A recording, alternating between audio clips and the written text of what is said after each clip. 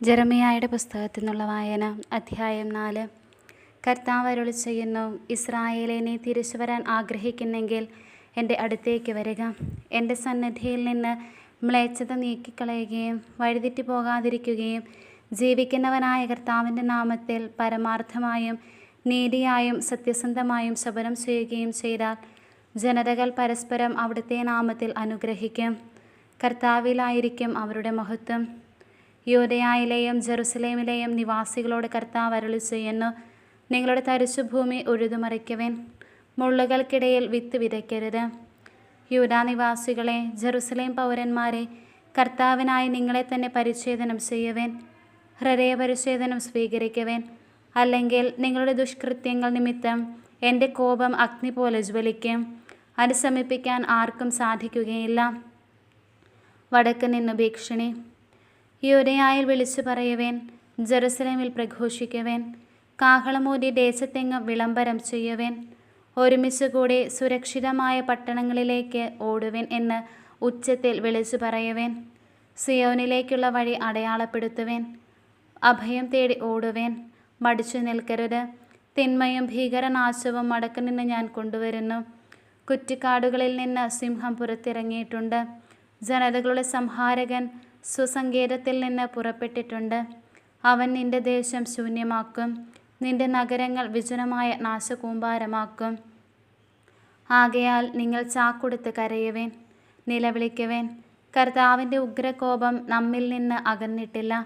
കർത്താവ് അരുളി ചെയ്യുന്നു, അന്ന് രാജാവിൻ്റെ ഹൃദയം തളരും, പ്രഭുക്കന്മാർ ഭീരുക്കളാകും, പുരോഹിതന്മാർ നടുങ്ങും, പ്രവാചകന്മാർ അമ്പരക്കും. അപ്പോൾ അവർ പറയും, ദൈവമായ കർത്താവേ, അങ്ങ് ഈ ജനത്തെയും ജെറുസലേമിനെയും വഞ്ചിച്ചു. നിങ്ങൾക്ക് എല്ലാം ഭദ്രമാണ് എന്ന് അങ്ങ് പറഞ്ഞു. എന്നാൽ ഇപ്പോഴിതാ അവരുടെ നേരെ വാളുയരുന്നു. ആ സമയം വരുമ്പോൾ ഈ ജനത്തോടും ജെറുസലേമിനോടും പറയപ്പെടും, എൻ്റെ ജനത്തിൻ്റെ പുത്രിയുടെ നേർക്ക് മരുഭൂമിയിലെ വിജനമായ മലകളിൽ നിന്ന് ഉഷ്ണക്കാറ്റ് വീശും. പതിര് പാറ്റാനോ നിലം വെടിപ്പാക്കാനോ ആയിരിക്കുകയില്ല അത്. ഞാൻ അയക്കുന്നത് ഭീഷണമായ കൊടുങ്കാറ്റായിരിക്കും. ഞാൻ തന്നെയാണ് അവരുടെ മേൽ വിധിവാചകം ഉച്ചരിക്കുക. ഇതാ കാർമേഘം പോലെ ശത്രു വരുന്നു. അവൻ്റെ രഥങ്ങൾ ചുഴലിക്കാറ്റുപോലെ, കുതിരകൾ കഴുകനേക്കാൾ വേഗതയേറിയത്. ഞങ്ങൾക്ക് ദുരിതം, ഞങ്ങൾ നശിച്ചു കഴിഞ്ഞു. ജെറുസലേമേ, നിന്റെ ഹൃദയത്തിൽ നിന്ന് ദുഷ്ടത കഴുകിക്കളയുക, എന്നാൽ നീ രക്ഷപ്പെടും. എത്ര നാളാണ് നീ ദുഷിച്ച ചിന്തകളും പേറി നടക്കുക? ദാനിൽ നിന്ന് ഒരു പ്രഖ്യാപനം ഉയരുന്നു, എഫ്രായിം മലനാട്ടിൽ നിന്ന് അനർത്ഥത്തെ പറ്റിയുള്ള അറിയിപ്പും. ജനതകളോട് വിളംബരം ചെയ്യുവേൻ, ജെറുസലേമിൽ വിളിച്ചു പറയുവേൻ, വിദൂരത്തു നിന്ന് ശത്രുക്കൾ വരുന്നു. യൂദയായിലെ നഗരങ്ങൾക്കെതിരെ പോർവിളികൾ മുഴങ്ങുന്നു. വയലിനു ചുറ്റും കാവൽക്കാരെന്ന പോലെ അവർ അവരെ വളഞ്ഞിരിക്കുന്നു. എന്തെന്നാൽ അവൾ എന്നെ ധിക്കരിച്ചു. കർത്താവ് അരുളി ചെയ്യുന്നു, ഇതെല്ലാം നിന്റെ മേൽ വരുത്തിവെച്ചത് നിന്റെ പെരുമാറ്റവും പ്രവർത്തികളും അത്രേ. ഇത് നിന്റെ ശിക്ഷയാണ്, അത് കൈപ്പേറിയത് തന്നെ. നിന്റെ ഹൃദയത്തിൽ തന്നെ അത് തുളഞ്ഞു കയറിയിരിക്കുന്നു. ജെറമിയായുടെ വേദന. വേദന, അസഹ്യമായ വേദന. ഞാൻ വേദനയാൽ പുളയുന്നു. എൻ്റെ ഹൃദയഭിത്തികൾ തകരുന്നു, നെഞ്ചിടിക്കുന്നു. നിശബ്ദനായിരിക്കാൻ എനിക്ക് വയ്യ. ഇതാ യുദ്ധകാഹളം, പോർവിളി ഞാൻ കേൾക്കുന്നു. ഒന്നിനു പിറകെ ഒന്നായി ദുരിതങ്ങൾ ആഞ്ഞടിക്കുന്നു. ദേശം മുഴുവൻ വിജനമായി തീർന്നു. എൻ്റെ കൂടാരങ്ങൾ ഞൊടിയിടയിൽ തകരുന്നു. കൂടാരവിരികൾ നിമിഷനേരം കൊണ്ട് കീറിപ്പറിയുന്നു. യുദ്ധപതാക ഇനിയും എത്ര നാൾ ഞാൻ കാണണം? കാഹളധ്വനി എന്നുവരെ കേൾക്കണം? എന്തെന്നാൽ എൻ്റെ ജനം വിഡ്ഢികളാണ്, അവർ എന്നെ അറിയുന്നില്ല. അവർ ബുദ്ധിയില്ലാത്ത കുട്ടികളാണ്, അവർക്ക് യാതൊരു ജ്ഞാനവുമില്ല. തിന്മ പ്രവർത്തിക്കാൻ അവർ സമർത്ഥരാണ്, നന്മ ചെയ്യേണ്ടത് എങ്ങനെയെന്ന് അറിവില്ല. ആസന്നമായ ശിക്ഷ. ഞാൻ ഭൂമിയിലേക്ക് നോക്കി, അത് രൂപരഹിതവും ശൂന്യവുമായിരുന്നു. ഞാൻ ആകാശത്തേക്ക് നോക്കി, പ്രകാശം കെട്ടുപോയിരുന്നു. ഞാൻ മലകളിലേക്ക് നോക്കി, അവ വിറ പൂണ്ടിരുന്നു. കുന്നുകളെല്ലാം ഇളകി ഉലയുന്നുണ്ടായിരുന്നു. ഞാൻ നോക്കി, ഒരു മനുഷ്യനെയും കണ്ടില്ല. ആകാശപ്പറവകളെല്ലാം പറന്നു പോയിരുന്നു. ഞാൻ നോക്കി, ഫലസമൃദ്ധമായ ദേശമിത മരുഭൂമിയായിരിക്കുന്നു. കർത്താവിൻ്റെ മുൻപിൽ അവിടുത്തെ ഉഗ്രകോപത്തിൽ നഗരങ്ങളെല്ലാം നിലം പതിച്ചു. കർത്താവ് അരുളിച്ചെയ്യുന്നു. എല്ലാ ദേശങ്ങളും നിർജ്ജനമാകും, എന്നാൽ അവയെ ഞാൻ പൂർണ്ണമായി നശിപ്പിക്കുകയില്ല. ഭൂമി വിലപിക്കട്ടെ, ആകാശം ഇരുളടഞ്ഞു പോകട്ടെ. ഞാൻ പറഞ്ഞിരിക്കുന്നു, അതിന് മാറ്റമില്ല. ഞാൻ നിശ്ചയിച്ചിരിക്കുന്നു, എൻ്റെ തീരുമാനം മാറുകയില്ല. കുതിരപ്പടയാളികളുടെയും വില്ലാളികളുടെയും ആരവം കേട്ട് നഗരവാസികൾ പലായനം ചെയ്യുന്നു. അവർ കുറ്റിക്കാടുകളിൽ ഒളിക്കുന്നു, പാറക്കൂട്ടങ്ങളിൽ പിടിച്ചു കയറുന്നു. പട്ടണങ്ങളെല്ലാം പരിത്യക്തമാകുന്നു, അവയിൽ ജനവാസമില്ലാതായി. അല്ലയോ നിർഭാഗ്യവതി, നീ എന്തിന് രക്താംബരം ധരിക്കുന്നു? നീ എന്തിന് രത്നാഭരണമണിയുന്നു? എന്തിന് കടക്കണ്ണുകളിൽ മഷി എഴുതുന്നു? നിന്റെ അലങ്കാരങ്ങളെല്ലാം വ്യർത്ഥമാണ്. നിന്റെ കാമുകന്മാർ നിന്നെ വെറുക്കുന്നു, അവർ നിന്റെ ജീവനെ വേട്ടയാടുന്നു. പ്രസവവേദനയാൽ എന്ന പോലുള്ള നിലവിളി ഞാൻ കേട്ടു, കടിഞ്ഞൂലിനെ പ്രസവിക്കുന്നവളുടേത് പോലുള്ള ആർത്തനാദം. സിയോൻ പുത്രി വിയർപ്പുമുട്ടി കൈകൾ വലിച്ചു നിവർത്തി കരയുന്നു. ഹാ, എനിക്ക് ദുരിതം! കൊലപാതകളുടെ മുൻപിൽ ഞാനിതാ തളർന്നു വീഴുന്നു. അധ്യായം 5. ജെറുസലേമിൻ്റെ പാപം. ജെറുസലേമിൻ്റെ തെരുവീഥികളിൽ ചുറ്റി നടന്ന് അന്വേഷിക്കുക, പൊതുസ്ഥലങ്ങൾ പരിശോധിക്കുക. നീതി പ്രവർത്തിക്കുകയും സത്യമന്വേഷിക്കുകയും ചെയ്യുന്ന ഒരുവനെയെങ്കിലും കണ്ടുമുട്ടിയാൽ ഞാൻ അവളോട് ക്ഷമിക്കാം. കർത്താവിൻ്റെ നാമത്തിലാണ് ആണിയിടുന്നതെങ്കിലും അവർ ചെയ്യുന്നത് കള്ളസത്യമാണ്. കർത്താവെ, അവിടുത്തെ നയനങ്ങൾ തേടുന്നത് സത്യത്തെയല്ലേ? അവിടുന്ന് അവരെ പ്രഹരിച്ചു, അവർക്ക് വേദനിച്ചില്ല. അവരെ ക്ഷയിപ്പിച്ചു, അവർ തെറ്റുതിരുത്താൻ തയ്യാറായില്ല. അവർ തങ്ങളുടെ മുഖങ്ങൾ കല്ലിനേക്കാൾ കടുപ്പമുള്ളതാക്കി, മടങ്ങി വരാൻ അവർ കൂട്ടാക്കിയില്ല. അപ്പോൾ ഞാൻ പറഞ്ഞു, ഇവർ സാധുക്കളാണ്, ബുദ്ധിയില്ലാത്തവർ. ഇവർക്ക് കർത്താവിൻ്റെ വഴിയും ദൈവത്തിൻ്റെ നിയമവും അറിഞ്ഞുകൂടാ. ഞാൻ മഹാന്മാരെ സമീപിച്ച് സംസാരിക്കും, അവർക്കാണെങ്കിൽ കർത്താവിൻ്റെ വഴിയറിയാം, ദൈവത്തിൻ്റെ നിയമവും അറിയാം.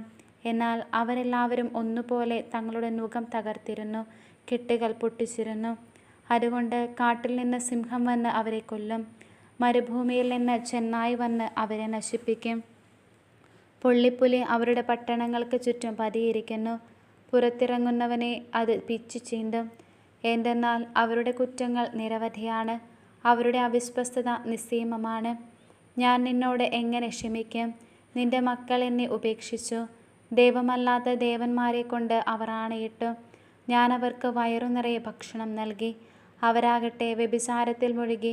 വേശ്യഗൃഹങ്ങളിൽ അവർ സംഘം ചേർന്നു, തിന്നുമതിച്ച കുതിരകളാണവർ.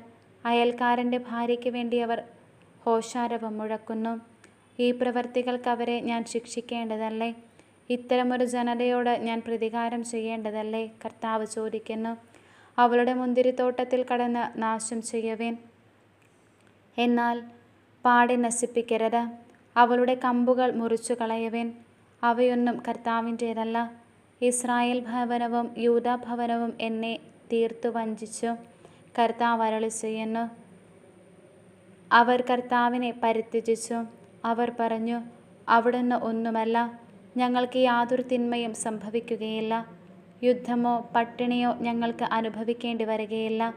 പ്രവാചകന്മാർ കാറ്റായിത്തീരും, ദൈവത്തിൻ്റെ വചനം അവരിലില്ല. അവരുടെ ഭീഷണികൾ അവരുടെ മേൽ തന്നെ പതിക്കട്ടെ. സൈന്യങ്ങളുടെ ദൈവമായ കർത്താവ് അരുളിച്ചെയ്യുന്നു. അവർ ഇങ്ങനെ പറഞ്ഞതുകൊണ്ട് എൻ്റെ വചനം നിന്റെ നാവിൽ ഞാൻ അഗ്നിയാക്കും, അവരെ ഞാൻ വിറകാക്കും, അഗ്നി അവരെ വിഴുങ്ങും. കർത്താവ് അരുളിച്ചെയ്യുന്നു. ഇസ്രായേൽ ഭവനമേ, വിദൂരത്ത് നിന്ന് ഒരു ജനതയെ നിനക്കെതിരെ ഞാൻ കൊണ്ടുവരും. അജയവും പുരാതനവുമായ ഒരു ജനതയാണത്. അവരുടെ ഭാഷ നിനക്കറിഞ്ഞുകൂടാ, അവരുടെ സംസാരം നിനക്ക് മനസ്സിലാവുകയില്ല. അവരുടെ ആവനാഴി മരണം വിതയ്ക്കുന്നു, അവരെല്ലാവരും യുദ്ധവീരന്മാരാണ്. നിന്റെ വിളശേഖരവും ഭക്ഷ്യവസ്തുക്കളും അവർ തിന്നു തീർക്കും. നിന്റെ പുത്രന്മാരെയും പുത്രിമാരെയും അവർ വധിക്കും, നിന്റെ ആടുമാടുകളെ അവർ ഭക്ഷിക്കും. നിന്റെ മുന്തിരിച്ചെടികളും അത്തിമരങ്ങളും അവർ നശിപ്പിക്കും. നിന്റെ ആലംബമായി നീ കരുതുന്ന സുരക്ഷിത നഗരങ്ങളെ അവർ നിലം പരിശാക്കും. എന്നാൽ ആ നാളുകളിൽ പോലും നിന്നെ ഞാൻ പൂർണ്ണമായി നശിപ്പിക്കുകയില്ല, കർത്താവ് അരുളിച്ചെയ്യുന്നു. നമ്മുടെ ദൈവമായ കർത്താവ് ഇപ്രകാരമെല്ലാം എന്തിന് ഞങ്ങളോട് ചെയ്തു എന്ന് നിന്റെ ജനം ചോദിക്കുമ്പോൾ നീ അവരോട് പറയണം. നിങ്ങൾ നിങ്ങളുടെ ദേശത്ത് വെച്ച് എന്നെ ഉപേക്ഷിച്ച് അന്യദേവന്മാർക്ക് ശുശ്രൂഷ ചെയ്തു. അതുപോലെ നിങ്ങളുടേതല്ലാത്ത ദേശത്ത് നിങ്ങൾ അന്യർക്ക് ശുശ്രൂഷ ചെയ്യും. യാക്കോബിൻ്റെ ഭവനത്തിൽ ഇത് പ്രഘോഷിക്കുക, യൂദയായിൽ ഇത് വിളിച്ചു പറയുക. ഭോഷരും അവിവേകികളുമായ ജനമേ, ശ്രവിക്കവേൻ. കണ്ണുണ്ടായിട്ടും നിങ്ങൾ കാണുന്നില്ല, ചെവിയുണ്ടായിട്ടും കേൾക്കുന്നില്ല. കർത്താവ് ചോദിക്കുന്നു, നിങ്ങൾക്കെന്നെ ഭയമില്ലേ? എൻ്റെ മുൻപിൽ നിങ്ങൾ വിറകൊള്ളുന്നില്ലേ? കടലിന് അതിരായി ഞാൻ മണൽത്തീരം സ്ഥാപിച്ചു. അലംഘ്യമായ അതിർത്തി തിരകൾ ആഞ്ഞടിച്ചാലും വിജയിക്കുകയില്ല. അവ ആർത്തിരമ്പിയാലും അതിനെ മറികടക്കുകയില്ല. എന്നാൽ ഈ ജനത്തിൻ്റെ ഹൃദയം കടുപ്പമേറിയതും ധിക്കാരം നിറഞ്ഞതുമാണ്. അവർ പുറം തിരിഞ്ഞു പോയിക്കളഞ്ഞു. നമ്മുടെ ദൈവമായ കർത്താവിനെ നമുക്ക് ഭയപ്പെടാം. അവിടുന്ന് യഥാസമയം മഴ പെയ്യിക്കുന്നു, ശരത്കാല വർഷവും വസന്തകാല വർഷവും അവിടുന്ന് നൽകുന്നു. വിളവെടുപ്പിനുള്ള ആഴ്ചകൾ തെറ്റാതെ നമുക്ക് നിയോഗിച്ചു തരുന്നു എന്ന് അവർ കരുതിയില്ല. നിങ്ങളുടെ ദുഷ്കൃത്യങ്ങൾ ഇവയെല്ലാം നിങ്ങൾക്ക് നഷ്ടപ്പെടുത്തി. നിങ്ങളുടെ പാപങ്ങൾ ഈ നന്മയെല്ലാം നിങ്ങളിൽ നിന്ന് അകറ്റിയിരിക്കുന്നു. എൻ്റെ ജനത്തിനിടയിൽ ദുഷ്ടന്മാർ കടന്നുകൂടി വേടന്മാരെ പോലെ പതിയിരിക്കുന്നു. അവർ കെണിയൊരുക്കി മനുഷ്യരെ കുടുക്കിലാക്കുന്നു. കൂട്ടിൽ പക്ഷികളെ എന്ന പോലെ അവരുടെ ഭവനങ്ങളിൽ വഞ്ചന നിറഞ്ഞിരിക്കുന്നു. അങ്ങനെ അവർ വമ്പന്മാരും പണക്കാരുമായി. അവർ തടിച്ചു കൊഴുത്തു. അവരുടെ ദുഷ്ടതയ്ക്ക് അതിരില്ല. അവരുടെ വിധികൾ നീതിയുക്തമല്ല. അനാഥർക്ക് വേണ്ടി അവർ നിലകൊള്ളുന്നില്ല. ദരിദ്രരുടെ അവകാശം സംരക്ഷിക്കുന്നില്ല. ഈ പ്രവർത്തികൾക്ക് അവരെ ഞാൻ ശിക്ഷിക്കേണ്ടതല്ലേ? ഇത്തരമൊരു ജനതയോട് ഞാൻ പ്രതികാരം ചെയ്യേണ്ടതല്ലേ? കർത്താവ് ചോദിക്കുന്നു. ഭീവത്സവം സംഭ്രമജനകവുമായ ഒന്ന് നാട്ടിൽ സംഭവിച്ചിരിക്കുന്നു. പ്രവാചകന്മാർ പ്രവചനങ്ങൾ നടത്തുന്നു. അവരുടെ നിർദ്ദേശമനുസരിച്ച് പുരോഹിതന്മാർ ഭരിക്കുന്നു. എൻ്റെ ജനത്തിന് അതിഷ്ടമാണ്. എന്നാൽ അവസാനം വരുമ്പോൾ നിങ്ങൾ എന്തു ചെയ്യും? അധ്യായം 6. ശത്രു പടിവാതിൽക്കൽ. ബെഞ്ചമിൻ ഗോത്രജരെ, ജെറുസലേമിൽ നിന്ന് ഓടി രക്ഷപ്പെടുവേൻ. തെക്കോവായിൽ കാഹളമൂതുവേൻ. ബത്ഹരാമിൽ കൊടി നാട്ടുവേൻ. വടക്കുനിന്ന് അനർത്ഥവും കൊടിയ വിപത്തും അടുത്തു വരുന്നു. ഓമനിച്ചു വളർത്തിയ സുന്ദരിയായ സിയോൻ പുത്രിയെ ഞാൻ നശിപ്പിക്കും. ഇടയന്മാർ ആടുകളോടൊരുമിച്ച് അവൾക്ക് നേരെ വരും. അവൾക്ക് ചുറ്റും അവർ കൂടാരമടിക്കും. ഓരോരുത്തരും ഇഷ്ടമുള്ളിടത്ത് ആടുമേയ്ക്കും. അവൾക്കെതിരെ യുദ്ധത്തിനൊരുങ്ങുവേൻ. ആയുധമെടുക്കുവേൻ. നട്ടുച്ചയ്ക്ക് അവളെ ആക്രമിക്കാം. ഹാ കഷ്ടം! നേരം വൈകുന്നു, നിഴലുകൾ നീളുന്നു. എഴുന്നേൽക്കുവേൻ. നമുക്ക് രാത്രിയിൽ ആക്രമിച്ച് അവളുടെ മണിമേടകൾ നശിപ്പിക്കാം. സൈന്യങ്ങളുടെ കർത്താവ് അരുളി ചെയ്യുന്നു. ജെറുസലേമിലെ മരങ്ങൾ മുറിക്കുവേൻ. അവൾക്കെതിരെ ഉപരോധം ഉയർത്തുവേൻ. ഈ നഗരത്തെയാണ് ശിക്ഷിക്കേണ്ടത്. അതിനുള്ളിൽ മർദ്ദനം മാത്രമേയുള്ളൂ. കിണറ്റിൽ പുതുവെള്ളം നിറയുന്നത് പോലെ ജെറുസലേമിൽ പുതിയ അകൃത്യങ്ങൾ നിറയുന്നു. അക്രമത്തിൻ്റെയും നശീകരണത്തിൻ്റെയും സ്വരമേ അവളിൽ നിന്ന് ഉയരുന്നുള്ളൂ. രോഗവും മുറിവും മാത്രമേ ഞാൻ കാണുന്നുള്ളൂ. ജെറുസലേം, നീ എൻ്റെ താക്കീത് കേൾക്കുക, അല്ലെങ്കിൽ ഞാൻ നിന്നെ വിട്ടകലും. നിന്നെ വിജനമായ മരുഭൂമിയാക്കും. സൈന്യങ്ങളുടെ കർത്താവ് അരുളി ചെയ്യുന്നു. മുന്തിരിയുടെ കാല പെറുക്കുന്നത് പോലെ ഇസ്രായേലിൽ അവശേഷിച്ചവരെ തേടിപ്പിടിക്കുക. മുന്തിരിപ്പരം ശേഖരിക്കുന്നവനെ പോലെ അതിൻ്റെ ശാഖകളിൽ വീണ്ടും വീണ്ടും തിരയുക. എൻ്റെ താക്കീത് കേൾക്കാൻ ആരാണുള്ളത്? ചെവിയടഞ്ഞിരിക്കുന്നത് കൊണ്ട് അവർക്ക് കേൾക്കാൻ കഴിയുകയില്ല. കർത്താവിൻ്റെ വാക്കവൾക്ക് നിന്ദാവിഷയമായിരിക്കുന്നു. അതിൽ അവൾക്ക് തെല്ലും താല്പര്യമില്ല. തന്നിമിത്തം കർത്താവിൻ്റെ കോപം എന്നിൽ നിറഞ്ഞു കവിയുന്നു. അത് ഒതുക്കി നിർത്താൻ ശ്രമിച്ച് ഞാൻ തളരുന്നു. കർത്താവ് അരുളി ചെയ്യുന്നു. തെരുവിലെ കുട്ടികളുടെയും യുവാക്കളുടെയും കൂട്ടങ്ങളുടെയും മേൽ അത് ചൊരിയുക. ഭർത്താവിൻ്റെയും ഭാര്യയുടെയും വയോധികരുടെയും പടുവൃദ്ധരുടെയും മേൽ അത് പതിക്കട്ടെ. അവരുടെ വീടുകൾ, നിലങ്ങൾ, ഭാര്യമാരുമടക്കം മറ്റുള്ളവർക്ക് നൽകപ്പെടും. ഈ ദേശത്ത് വസിക്കുന്നവർക്കെതിരെ ഞാൻ കരമുയർത്തും. നിസ്സാരന്മാർ മുതൽ മഹാന്മാർ വരെ എല്ലാവരും അന്യായ ലാഭത്തിൽ ആർത്തി പൂണ്ടിരിക്കുകയാണ്. പ്രവാചകനും പുരോഹിതനും ഒന്നുപോലെ കപടമായി പെരുമാറുന്നു. അവർ അശ്രദ്ധമായിട്ടാണ് എൻ്റെ ജനത്തിൻ്റെ മുറിവുകൾ വെച്ചുകെട്ടുന്നത്. സമാധാനമില്ലാതിരിക്കെ സമാധാനം സമാധാനം എന്നവർ പറയുന്നു. ഹീനകൃത്യങ്ങൾ പ്രവർത്തിച്ചപ്പോൾ അവർക്ക് ലജ്ജ തോന്നിയോ? ഇല്ല, തെല്ലും തോന്നിയില്ല. ലജ്ജിക്കാൻ അവർക്ക് അറിഞ്ഞുകൂടാ. അതുകൊണ്ട് മറ്റുള്ളവരെ പോലെ അവരും വീണുപോകും. ഞാൻ അവരെ ശിക്ഷിക്കുമ്പോൾ അവർ നിലം പതിക്കും. കർത്താവ് അരുളിച്ചെയ്യുന്നു, വഴിക്കവലകളിൽ നിന്ന് ശ്രദ്ധിച്ചു നോക്കുക, പഴയ പാതകൾ അന്വേഷിക്കുക, നേരായ മാർഗം തേടി അതിൽ സഞ്ചരിക്കുക.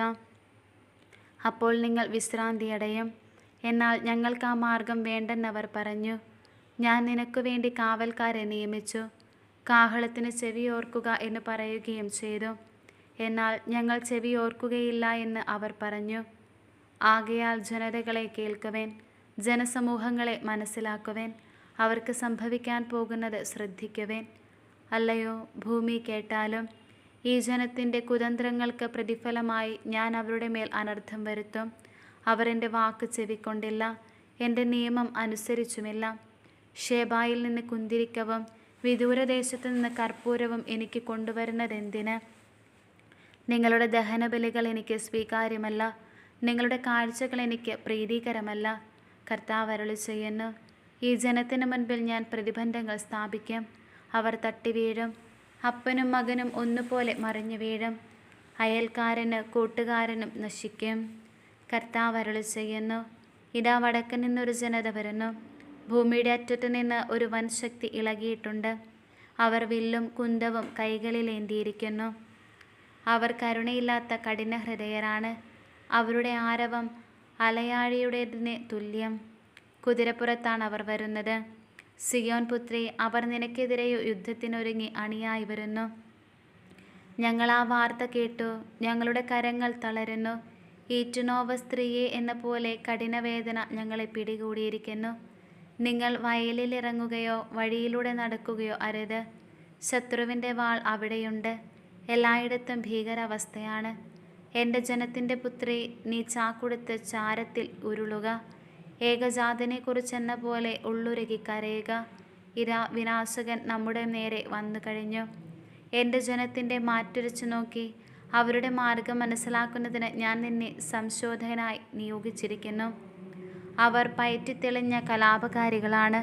അവർ മിഥ്യാപവാദം പരത്തുന്നു. പിച്ചളയും ഇരുമ്പും പോലെ കഠിനഹൃദയരാണവർ. അവർ ദുഷ്കൃത്യങ്ങളിൽ മുഴുകുന്നു, ഉല ശക്തിയായി ഊതുന്നു, ഈയം തീയിൽ ഉരുകുന്നു. ഈ ശുദ്ധീകരണമെല്ലാം വെറുതെയാണ്, എന്തെന്നാൽ ദുഷ്ടന്മാർ നീക്കം ചെയ്യപ്പെടുന്നില്ല. കർത്താവ് തള്ളിക്കളഞ്ഞിരിക്കുന്നത് കൊണ്ട് വെള്ളിക്കിട്ടം എന്നാണ് അവർ അറിയപ്പെടുന്നത്.